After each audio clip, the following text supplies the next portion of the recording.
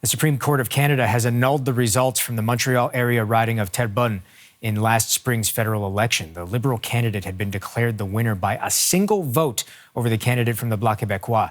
CBC's Olivia Stefanovich is on this story for us. She joins us live now. Olivia, tell us more about this decision.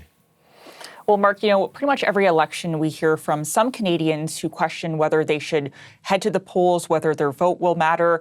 Well, if you look at the case of Terrebonne in this specific court case, it shows that every vote does in fact matter, and it matters very much. Now, Terrebonne is an electoral riding representing the northern outskirts of Montreal. And in the last federal election, which was held just last spring, the Bloc Québécois candidate, as you say, lost by just a single vote to the Liberals. It was later revealed that a voter in this riding, her mail-in ballot was not counted, and this was actually for the Bloc Québécois, which was just, she was just one vote shy, of course, of a tie with the Liberals. So the Bloc used this information to challenge the election results in the last federal election in this riding, all the way to Canada's top court. Now, the Liberal candidate in this case, her legal team argued that this would open a Pandora's box of clerical issues going forward in elections, so the case should not be heard. But the High Court did hear this case anyways.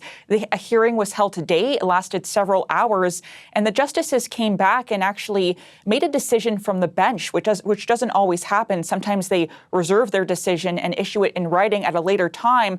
But the justices quickly today made a decision saying that the results of this election in Terrebonne are invalid. And so what that means going forward is that the Liberal MP in this riding will have to vacate her seat. A by-election will have to be called. The Bloc Québécois candidate in the last federal election was in the Supreme Court of Canada for this hearing. Here's how she reacted. There was one vote that was cast. It was cast well in advance, and it wasn't counted. Why? Because Elections Canada not only made a mistake in the postal code, but they also made a mistake in not correcting their mistake. They didn't tell the electors that were affected by their mistake that their vote might not be casted, and they should have, and that's what the Supreme Court just ruled.